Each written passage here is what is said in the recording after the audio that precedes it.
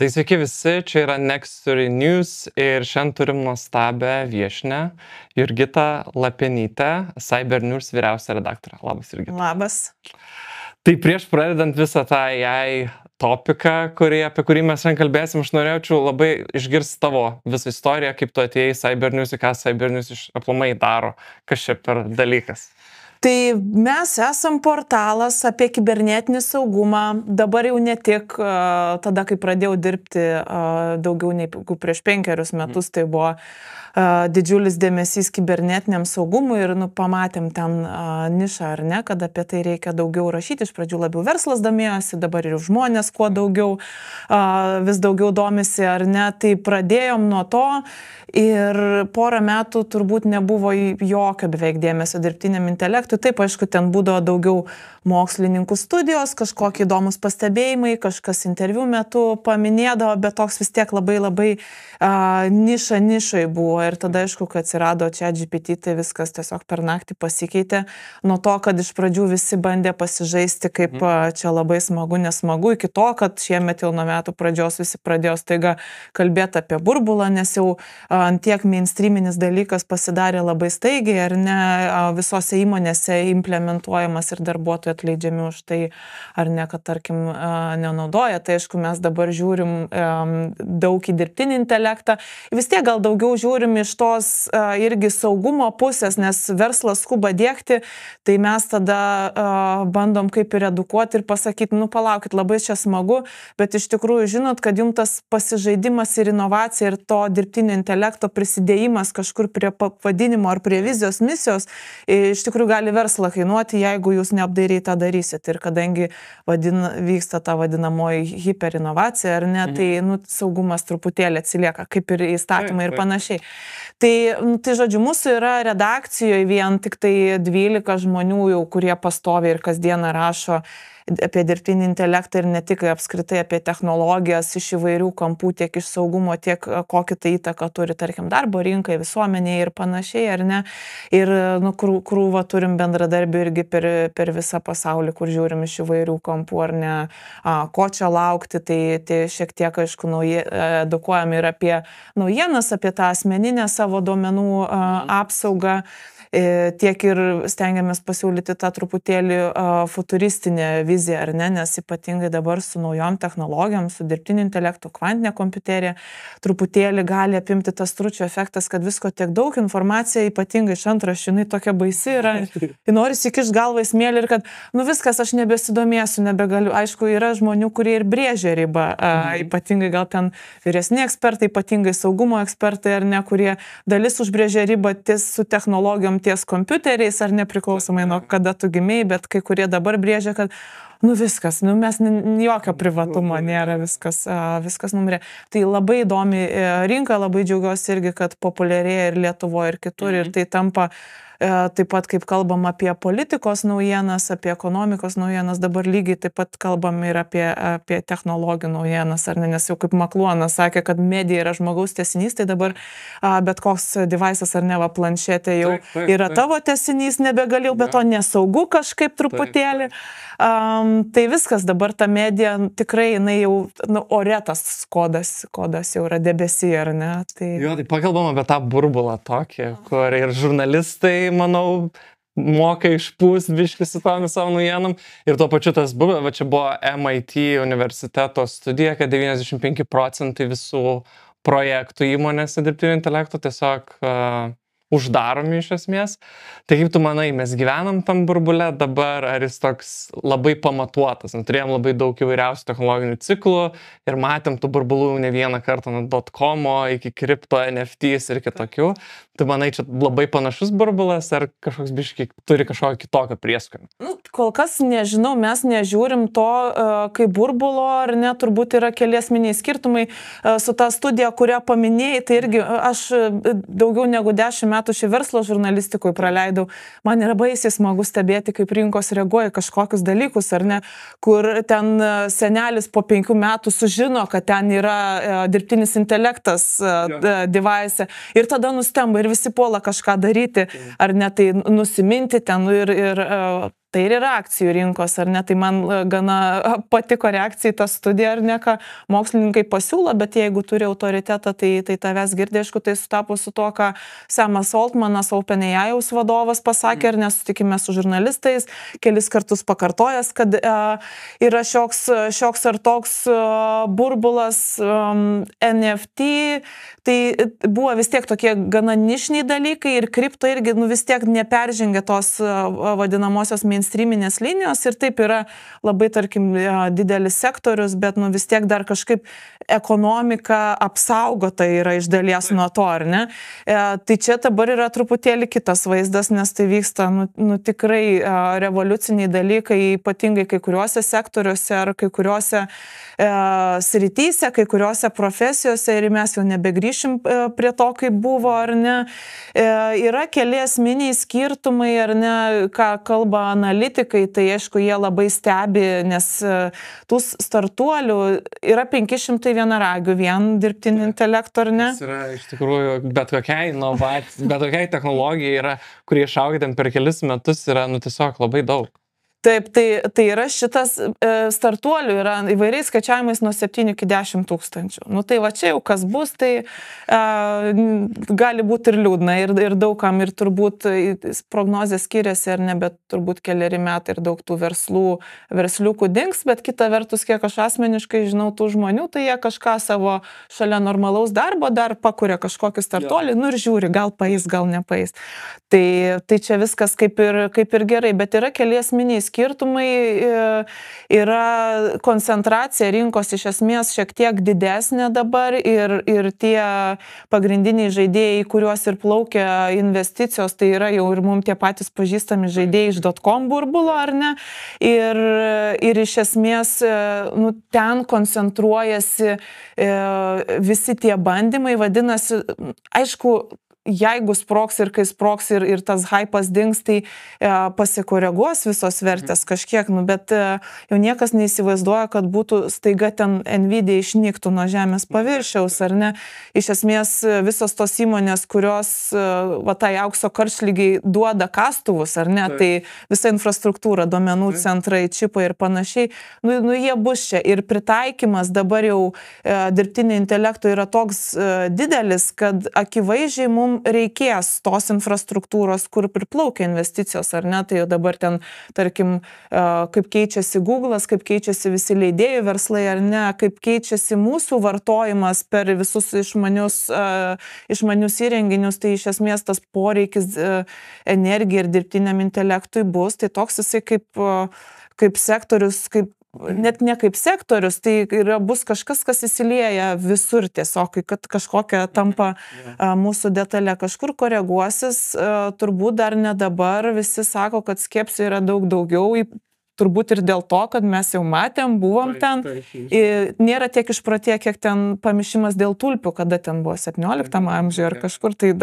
gal kažkas ateities kartos, kai žiūrės, irgi čia atrodys kaip tulpės, žinai, bet daug daugiau skepsio yra, nes dabar irgi ir MIT studija, bet yra ir visokių kitokių įverčių ir mokslininkų raginimai vis garsėja, sakyti, palaukit, nebegalim dar vieno modelio kurti, nes visų pirma, tai trūksta truputėlį infrastruktūros, jau visų antra, nesuprantam, kaip tie modeliai galvoja ir ką jie mums duoda. Tai truputėlį, sakyčiau, gal atvėsimas kažkoks jau vyksta, nes jau turėjom kelerius metus išsibandyti tas technologijas. Ir pavyzdžiui, tie dating appsai irgi visi, ar ne, jie irgi ten diegia dirbtinio intelekto technologiją, bet ką, pavyzdžiui, Grindr vadovas pasakė visai neseniai, taip sako, mes čia pasamdė žmonių, jie ten padirbėti su dirbtiniu intelektu, pakūrė kelis projektus, ar jie tikisi iš to pelno, jie kol kas ne, nepagrindinis, jie žino, kur yra jų verslas, čia yra kažkas, kas būtų superinė pridėtinė vertė, bet iš esmės diegia tai, kad pasižiūrėtų, kaip vartotojai sąveikauja su tuo, ko jam reikia, prieš toliau kažką tai tobulindami, nes mes visi pasižaidėm, bet po to, kai kai supranti, kad, nu tai nėra gal jau toks protingas, nėra jau toks intelektas iš tikrųjų ir visi atvėsta, ar ne, truputėlį. Man atrodo, ta banga visa su GPT-5, naujais modeliais, kai visi ten tikėjos kažkokio wow, naujo stebuklo, kad bus sukurta ir po to pamatė, kad čia nelabai kažkuo jau taip stipriai skiriasi nuo praeitų modelių ar ką kitos konkurentės kompanijos. Pakalbėkim dabar, kiek tau atrodo tų startuolių išgyvens. Metamos didžiulės investicijos į venture capital, visas rizikos kapitalas, kuris investuoja į startuolius, turi kur būtent dirbtinio intelekto startuolį arba iš esmės nelabai gausi pinigų. Taip ir yra, man atrodo, ar ne 50% visų investicijų ir plaukia, kad su AI kažkas turi būti. Kai kuriais atvejais tai turbūt tiesiog ir užmaskuota, nei ten AI, nei ką, arba mes ten rašėm, kur ten iš tikrųjų tai yra Indijoje įmonė, kur actually 500 žmonių sėdi. Labai įdomus, kur tiesiog sako, kad dirbtinis intelektas iš tikrųjų Indijoje visas programuotojai sėdė ir daro visą. Kaip greenwashing, ar ne, dabar yra to AI washing, jeigu marketinginė prasme mums tai važiuoja, tai padarom, tai kodėl ne?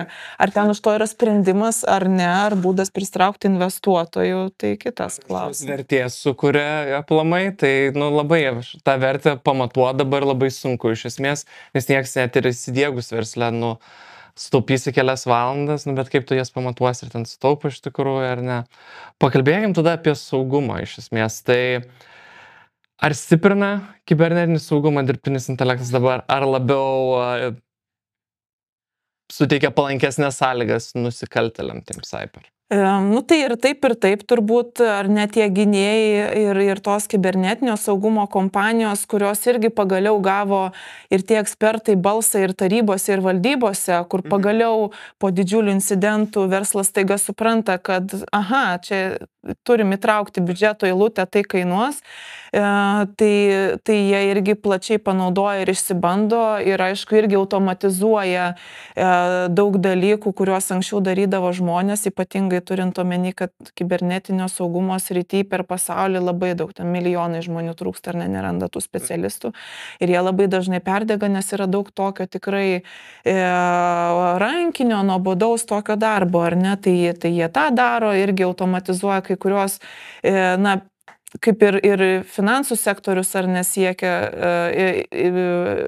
investuoja į tai, kad automatizuotų ten, tarkim, apgaulingas transakcijas, tai panašiai filtrus diegiasi ir saugumo įmonės ir apskritai visokios programinės įrangos, ar ne, tai ten ir sugaudyti ir phishingo laiškus ir panašiai, ar ne padeda.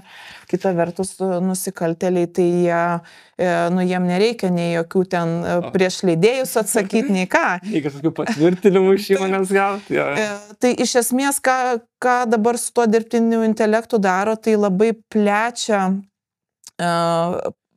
savo aukų ratą, tai yra didesni medžioklės plotai, ar ne, daug lengviau pradėti ir tapti nusikaltėliu jaunam žmogui be absoliučiai jokių žinių apie nieką.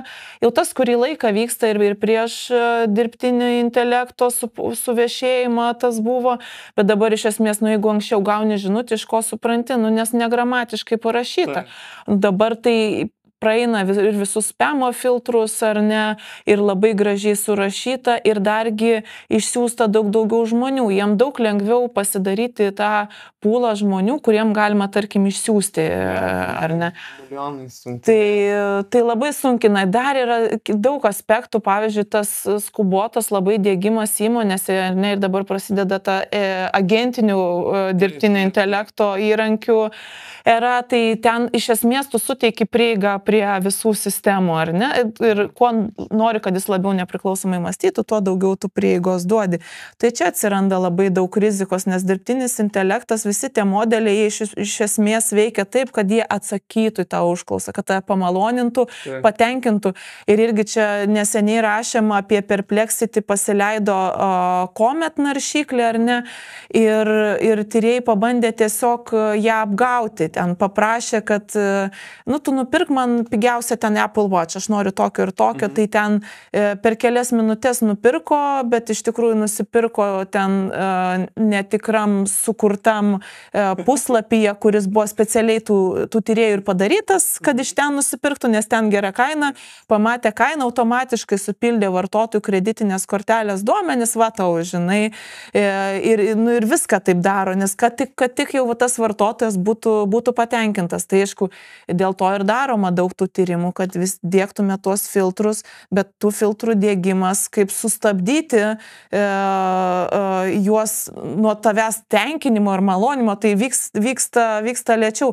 Mes irgi dabar darom tokią seriją tekstų apie dirbtinio intelekto įrankius, kur jau įmonės viduje pačios vysto. Vieną pasileidom, ten didelį atvejį apie Lenovo chatbotą, ar ne irgi, kur iš esmės galėjo privesti prie to ten pažeidžiamumas, kad ar ne nusikaltėlis pasiektų įmonės duomenis.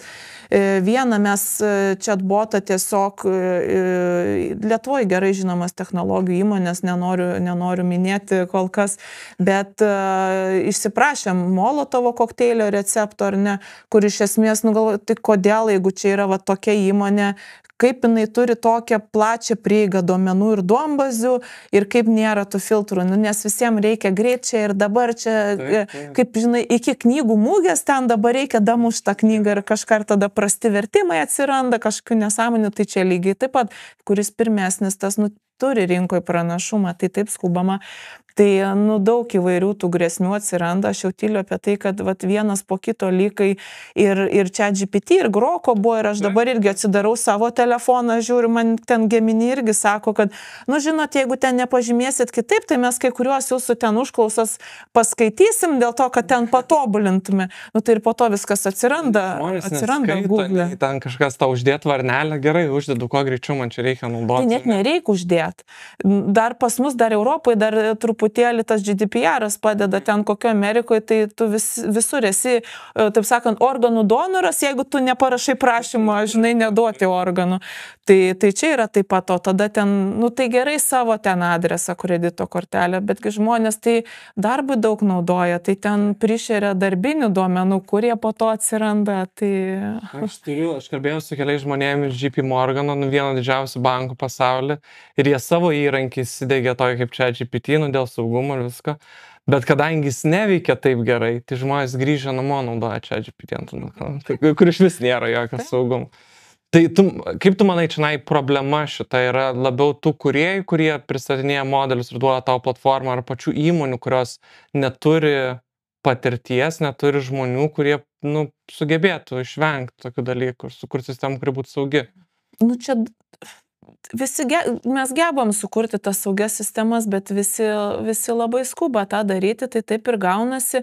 Man atrodo, ir tyrimai tą rodo, kad labai kultūros dar yra klausimas ir psichologinis, ar ne, ir kartų klausimas, bet iš esmės dauguma žmonių apskritai, net jeigu ir naudoja tą dirbtinį intelektą, tai slepia, kad naudoja dėl, tarkim, kažkokių galvoja, kad čia jų tai bus sumenkinti, tarkim, intelekto gabumai, ar tiesiog kažkas smerks ar panašiai. Aš jau tyliu, kad taip, kai kurie ten net nemokami įrankiai būna geresni negu tie įmonių vidaus įrankiai. Tai ten, kur įmonės gal daugiau dėmesio ir laiko tam skiria, tai jie vis tiek stato tos įrankius jau ant ChatGPT ar kažko, tiesiog kažkas labai jau pritaikyta būtent tą įmonį, bet čia tikrai yra labai kultūros klausimas, daug įmonių yra neapsirašę, kaip ir ką naudoja, kaip tą daro, ne tik kad saugiai kaip tą daryti, bet reikia ir etinius dalykus apsirašinėti. Mes irgi redakcijoje esam apsirašę ir apklausą pasidarę, anoniminę darėm, nes visi labai skirtingai naudojam. Rezultatai labai kokie. Taip, bet kur yra žmonių, kur smerkia, kad jokie žurnalistas negali. Tai vieni smerkia, kiti smerkia mažiau, bet įsivaizduoja, kad jų nenaudoja. Bet mes kartais nesprantam, kad naudojam dirbtinį intelektą, ar ne, labai dažnai, nes jis jau taip įdiegiamas, mums pakišamas, kad tu nesupranti ten, jis ko bendrauja, nei ką valgai. Ir, iš esmės tarp žurnalistų yra labiau tas skeptiškas ar ne požiūris, bet mes jau ir išsibandėme. Bet čia yra vien tik dėl to, kad jie galvoja, kad pakeis juos, jų darbą? Ne, mes gana protingi ir gerai jaučiamės ir kūrybiški ir nepakankamai ir tikrai mes nuo pat pradžių bandomės tuos įrankius, tai gal kažkada ir tikrai perėmė daug, sakyčiau, funkcijų, kurių nekenčiau kaip žurnalistė ar ne. Tai tikrai gali padėti patį tą visą paieškos procesą, informacijos analizavimo daro greitesnį.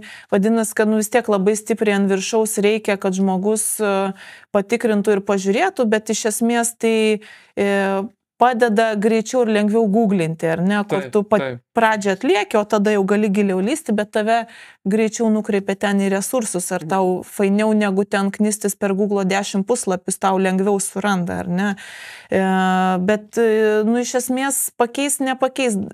Faktas, kad mums reikia tada kažkokių daugiau dalykų mokytis, ar ne, kad tu esi jau labiau prižiūrėtojas, tai tau reikia ir galų gale ir labai stipriai suvokti, kaip tas dirbtinis intelektas veikia, ar ne, bet tą patį, ką pavyzdžiui daro ir tarp hakerių, tų vadinamųjų, ar ne, programišių, kurie ieško tų spragų įmonės ir po to už tai gauna, kaip ir apdovanojimus, premijas, ar ne.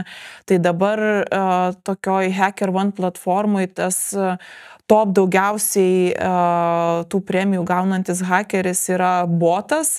Už boto, aišku, ten yra įmonė ir 10 žmonių, bet faktas, kad jie sugaudo tik tai tokias mažas ir nesminės klaidas, ar ne, tam, kad tu sugautum kažkokį, ten tą vadinamąją, kaip lietuviškai vadinas, tą zero day, tą nulinės dienos spragą, ar ne, kad tokią suprastum, tai vis tiek kol kas tikrai reikia žmogaus, nes jos atsiranda dažnai iš tos sugriuvusios verslo logikos, ar ne. Tai žmogaus padarytas klaidas, labai dažnai ir žmogus sunku suprasti, bet iš esmės tai yra labai komplikuotas procesas ir labai dažnai, kur dėl to ir yra zero day, nėra tokios precedento, nėra, o dirbtinis intelektas modeliai tai mokosi ant kažkokių duombazių, tai tuos 8% šiam procentų atveju gali išaiškinti, bet va tie likę, tai ir yra, kur mes ateinam. Tai jeigu mes čia suprantam, tai viskas gerai. Aišku, jaunesniems žmonėms pradeda labai problemų daug kilti, irgi Stanfordo išėjo šią savaitę, man atrodo, tyrimas apskritai apie darbo rinką Amerikoje nuo 22 metų ir ten rodo, kad tie jauni darbą tik pradedantys žmonės nuo 22 iki 25 metų, ar ne, ypatingai tose sritise kaip vartotojų aptarnavimas, ar ne, tarkim, skambučių centrai, ar tas pradedantysis programeris, tarkim, tai jų įsidarbinimas krito ten ar 12 ar 13%, jiem yra sunkiau, nes anksčiau mes naudodavom praktikantus, ar ne, dabar kai kur sako, taip, bet čia lengviau, žinai, jausmų neturi. Čia greičiau gali padaryti. Aš man atrodo, pas kompanijas ateina ir tas, kad vis tiek tuos inžinierius, senior, tai turės kažkas pakeisti, jie kažkada norės į pensiją ar dar kažką, tai reikia apmokyti, bet aš pilnai sutinku, kad jauniems žmonėms tikrai yra daug nežinomybės, nes tu pradedi universitetą, technologija būna, po 4 metų viskas gali absoliučiai būti, gali būti, kad tavo darbas nelabai bus reikalingas iš esmės, nors taip dabar kol kas nevyksta, bet šiaip labai daug žmonių dabar naudoja įvairiausias programavimo platformas, kuria verslus, kursorius, Lovable, kur gali labai greitai raštis. Ir matėm ne vieną atvejį, kai tiesiog visi ten API prisijungimo duomenys yra tiesiog nulykinami hakerių, nes jie tiesiog patys atiduoda tą. Tai kaip tu manai, ar čia yra didžiulė problema, kurią turim ir kaip tu manai mes ją išsispręsim kažkaip, ar čia vis tiek turėsim tokių atvejų, kur kuo daugiau žmonių kuria ir daro kažką, tai tuo daugiau bus visokių saugumo spragų, kur hakeriai galės pasipelnyti.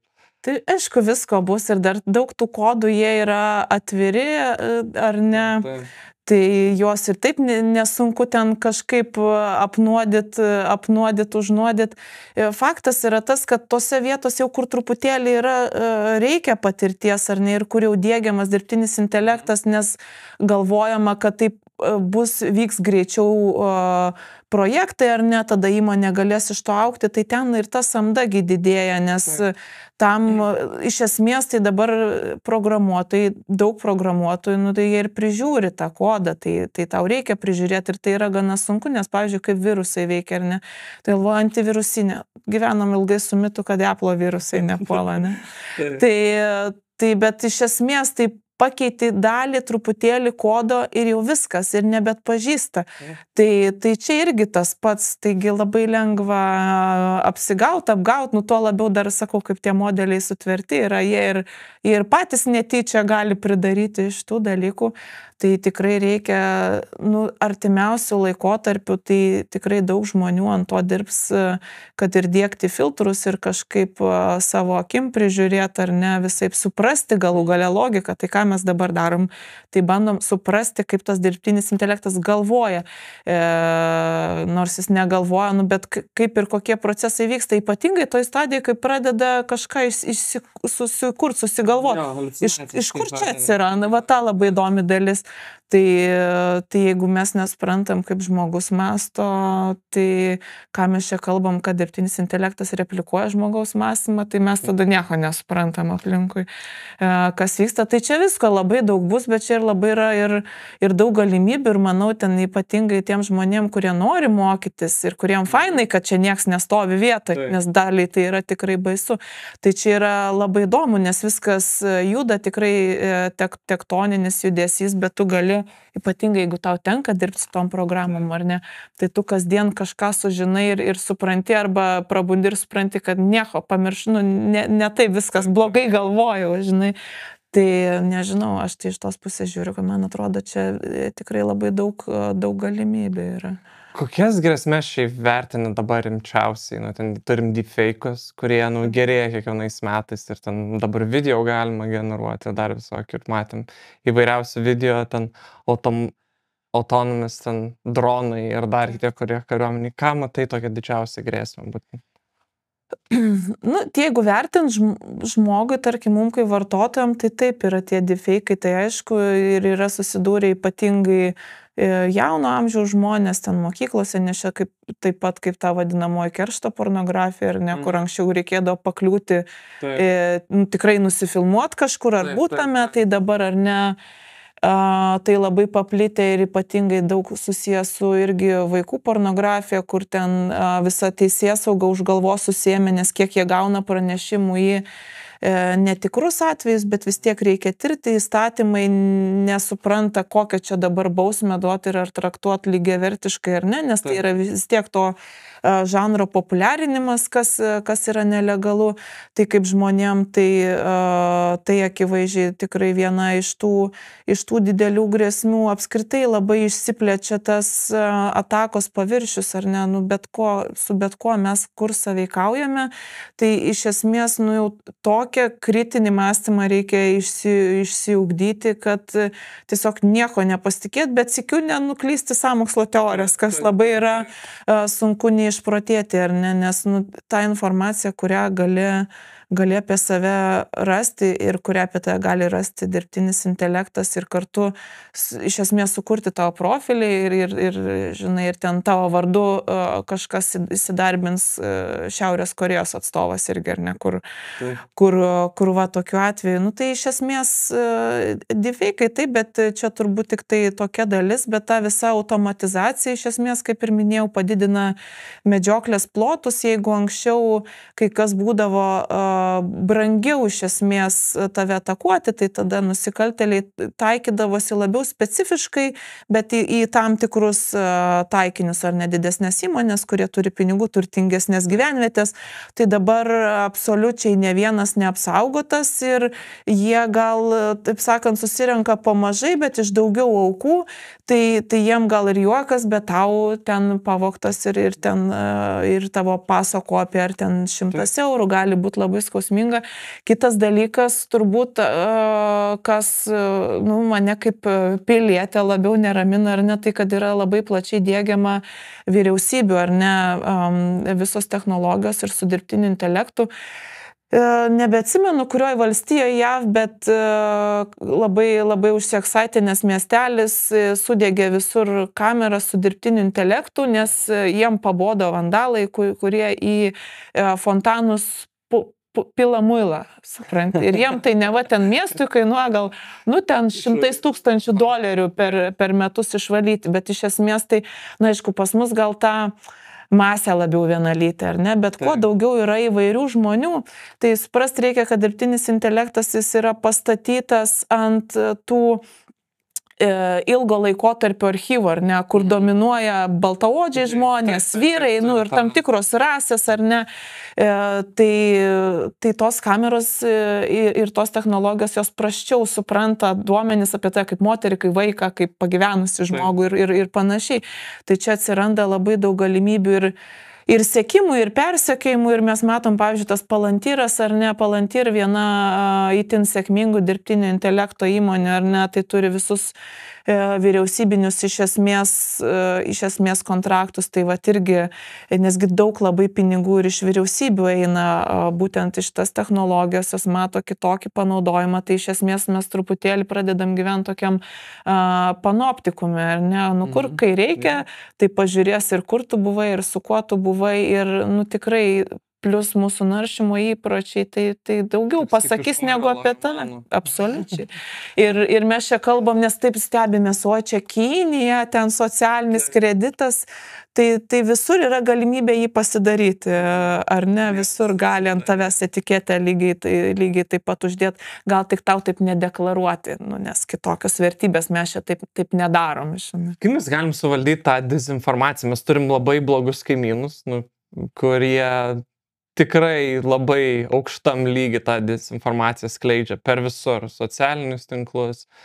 Ar dirbtinis intelektas gali mums padėti užkirsti kelią dezinformacijai? Gali, bet reikia visur filtrus diegti, ar ne, tai milijono filtrų nepridėksi kažkokių.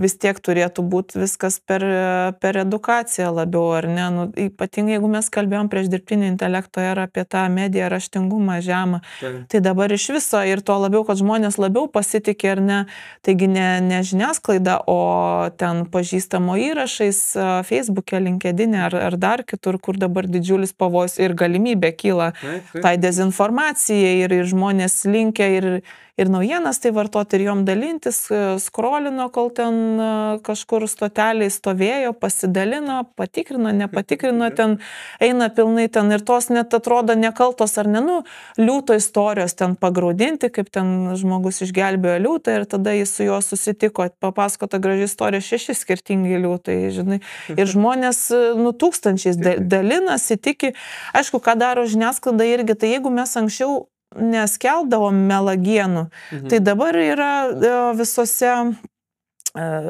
didelėse žiniasklaidos priemonėse iš esmės sutarimas, kai pasiekia tam tikrą ribą, kažkas jau konspiracijos teorija dalinamasi taip plačiai, tai tada tu imi rašai ir paaiškini, kad vis tiek tave ir Google'as ir kiti ar neužreitinguos iš esmės geriau, nes tu siunti tos pasitikėjimo signalus didesnius. Tai yra labai svarbu vis tik įsiterpti į tą diskursą, o nenurašyti to žmonės, nes ilgą laiką, ir Lietuvoje irgi yra skirtis, ar ne, šitas durnas, bet jis nedurnas, jisai tokiam informacijos lauke sėdi, ar ne, kaip ir mūsų. Tai būtent, tai jeigu nori tu su juo susišnekėti ir jeigu nori, kad mūsų šaliai būtų geriau, tai reikia būdą kažkaip save įterpti į tą diskusiją, ar ne, čia galima bandyti su dirbtiniu intelektu padaryti ir geriau suprasti algoritmus ir save, kaip ten kažkur balselį savo įkišti, bet vis tiek žmogus turi daryti ir pirmą turim geras intencijas turėti ar ne vienas kito atžvilgiu ir nesidurnint, bet padėti suprasti vienas kitam, apie ką mes čia kalbam ir suprast galiausiai, kodėl tas žmogus taip kalba ar ne kitaip. Mes, pavyzdžiui, namie vyras yra LRT gerbėjas žinių panoramos, man yra Nu, oficiozas, aš galvoju, nu, žurnalistas tai turi būti tas, kuris iš žmogaus neša į valdžią žinią, o ne tribūna yra valdžios.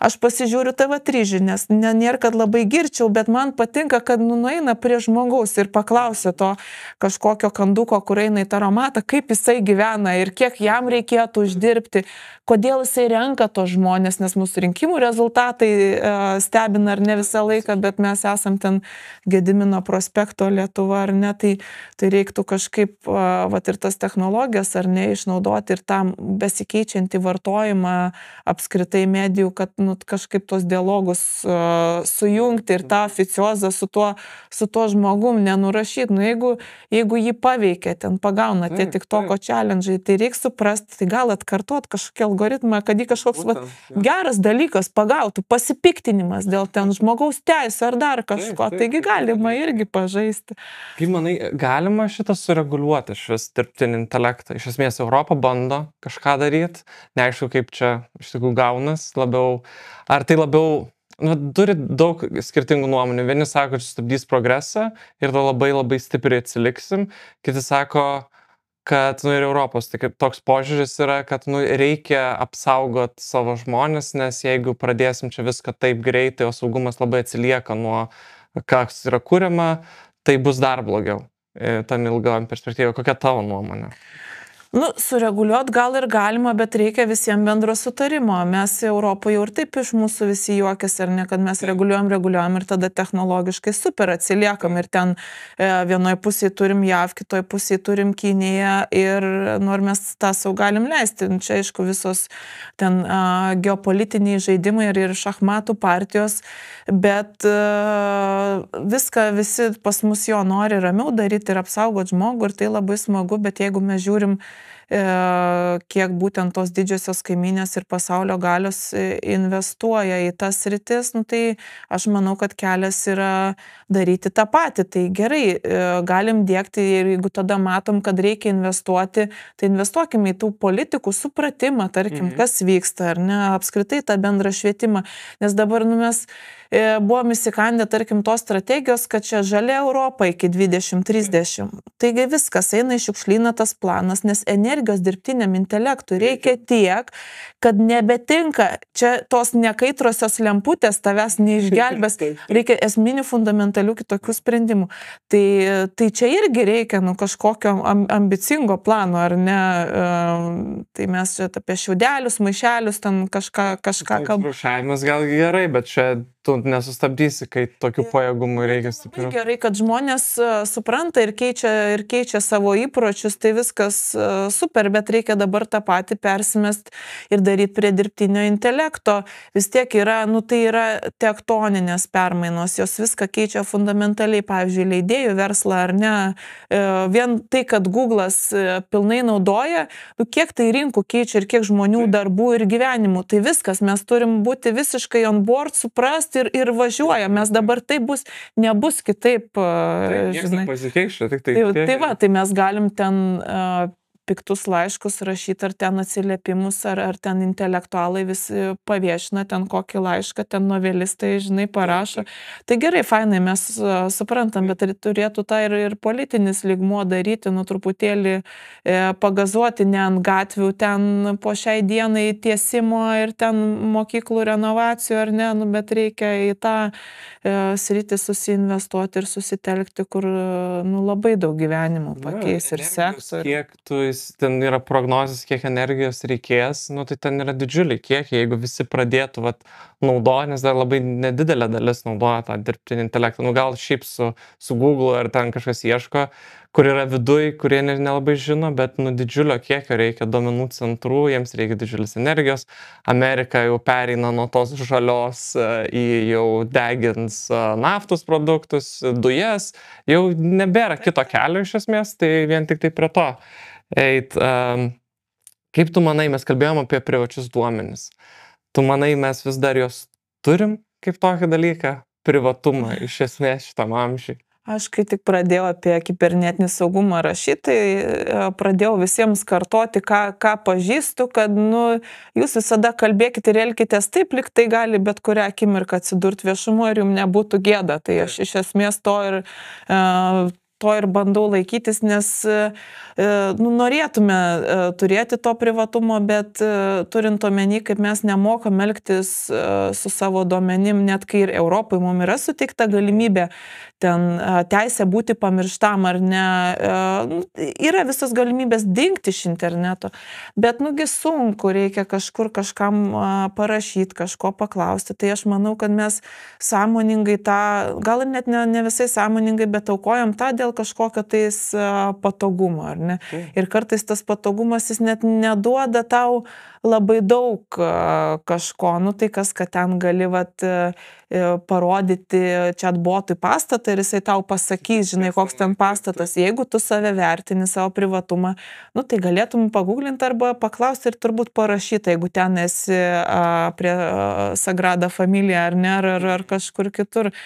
Tai manau, kad to privatumo nėra, klausimas yra, ar yra supratimas ir kad žmonės šokiruoti būna, nes tikrai visur kiek prašo ir kiek mes paaukojom dėl vienkartinės ten 10% nuolaidos, tai atiduoju savo vaiko gimtadienį, ar ne, tenais, kad 10% nuolaida tortui bus vietoj 22 eurų, ten, žinai, 18,80. Tai dabar duok visus duomenis, mailą, kada gimėjai. Taip, ir tada ten Rymys, supranti, ar bet koks kitas prekybos centras žino viską ten, kada mano vaikas gimė, nes žino, kada aš ten pirkau pampersus, o kada ten mokyklinį sąsiuvinį perku. O ką, ir nesakai, sakau, įmonės tikrai stengiasi ir dirba, kad apsaugotų, bet niekas nėra 100% apsaugotas. Tai mums reikia patiems galvoti, ar tikrai dabar tau reikia, ar tikrai labai čia apsimoko, gal tada gerai duok, bet gal netingėk susikurti naują interneto adresą, pašto adresą, gal sugalvok to vaiko ten vardą, pavardę, žinai, bet visi taip. Nuo širdies viską atiduoda. Gerai, ir tada pabaigai, man šiaip labai įdomu, kiekvieno klausiu pašnekovo, tai kaip tau atrodo ta ateitis po, tarkim, 5 metų, kaip tu ją įsivaizduoji, kokią gal tu ją norėtum matyti iš tikrųjų? Gal čia būtų toks įdomesnis klausimas. Aš tai asmeniškai stebiu kitą technologiją, nes mano širdžiai labai artima, tai yra ta kvantinė kompiuterija. Ir jinai yra labiau debesy apipinta, ar ne, ir su tokiom didesniem grėsmėm. Tai aš labai laukiu, kokie ten bus proveržiai, ar ne, nes kol kas tai aišku yra daugiau dideli pinigai kišami, tai vadinasi vyriausybiniai pinigai arba ten tokių kompanijų kaip IBM ir panašiai. Tai labai įdomu, 5 metai gal dar mažas laiko tarpas, ten vis tiek dar daug technologinių klausimų reikia išspręsti, bet vis tiek ten irgi inovacijos vyksta, plus dabar turint dirbtinį intelektą truputėlį greičiau, nes jisai gali tau paskaičiuoti ar ne. Tai aš labai laukiu, tiesiog nekantrauju pasižiūrėti samplaiką, ką dirbtinis intelektas kartu su kvantinė kompiuterija galės padaryti, žinai, ten, aišku, dabar tai tolimi tie scenarijai, bet po 5 metų nebus taip tolima, nes tikrai pasaulį pakeitė dirbtinis intelektas per naktį. Tai ten, ar tikrai ten sprogs bitkoinai, ar ten tikrai atsivers valstybių kažkokios paslaptis, ar ne, ar tikrai mes čia kaip ir Altmanas žadėjo, tai mes įsivaizduokit, visą fiziką galėsim atrasti. Ar tu nori tą padaryti, klausimas, taigi čia yra atradimo džiaugsmas kartom į priekį, bet iš esmės, kiek mes kokių klausimų galėsim išspręsti jau dabar gana sparčiai, netgi su dabartiniu gana mažu pritaikymu abiejų technologijų, labai daug mes artėjom irgi prie tam tikrų ten vaistų sukūrimo, ligų išgydymo, kas tai atsivers irgi naujos rinkos ir finansinės galimybės ten ir medicinai, ir vaistų kūrimui, bet tikrai kai kurios ligos, kur dabar mums atrodo ar ne mirties nuosprendis, gal jau visai tai atrodys kitaip. Labai toj srity įdomu iš tikrųjų, kiek mūsų tą gerbuvį sugebės pagerinti. Ar sugebės, irgi klausimas, kas tas technologijos ir kaip naudos, nes irgi mes sugalvojom, kaip maistą ar ne padaryti, jo daug. Tai ką tai išsprendė, kad perki apipurkštus obuolius, nuo kurių dabar visiems nuo parduotuvinių vaisių ir daržovių alergijos kažkokios, kur gyvenime nebuvo. Tai gerai, technologiją turim, ką mes su ją darom, tai čia irgi klausimas. Tai jo, manau, čia irgi kas kaip bus tikriausiai įvairiausių scenarijų, kaip kas naudos technologiją, bet ateitis labai optimistiška, bent jau skambant. Tai ačiū tau labai, kad čia atvykai. Ačiū tau.